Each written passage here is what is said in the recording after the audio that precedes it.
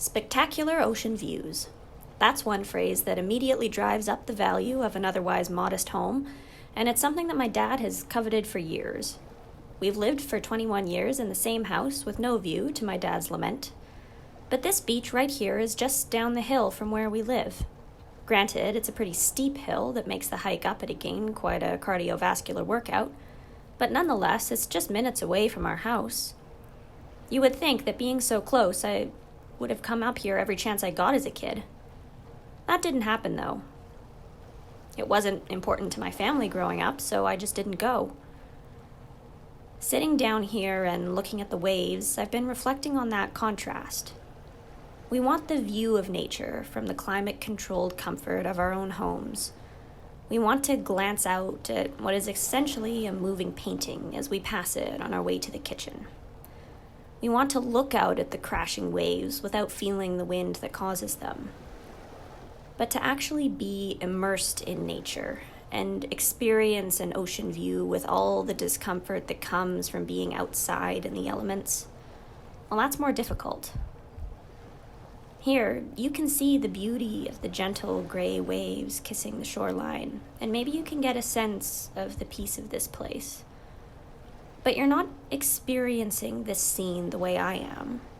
You can't feel the rain sneaking past the boundaries of my umbrella, or the bit of sand that snuck into my shoes, or the hill that I need to climb back up in a bit. This view that you're seeing is just a fraction of what there is to experience, in the same way that an ocean view out a living room window is just a simulacrum of the real thing. You also can't see behind me the townhouses lining that hill, with their own stunning ocean views blocking the less fortunate dwellings behind it. Those houses sprouted up remarkably quickly over the last few years, behind that hill where the gravel pit used to be, with more grand development plans in place. The mayor, Rob Martin, talks about this in an article titled $1.2 billion Royal Beach Development Will Bring Thousands of New Homes to Colwood, published in the Vancouver Sun, linked in the description. What stood out to me most in that article was just one lonely sentence, hidden in an excited piece about development and future, and here it is. The area, on traditional lands of the Songhees and Esquimalt First Nations, once contained a longhouse. And that was it. This was the only line that referenced the more distant history of the area that will supposedly become, quote, Vancouver Island's most distinct waterfront community.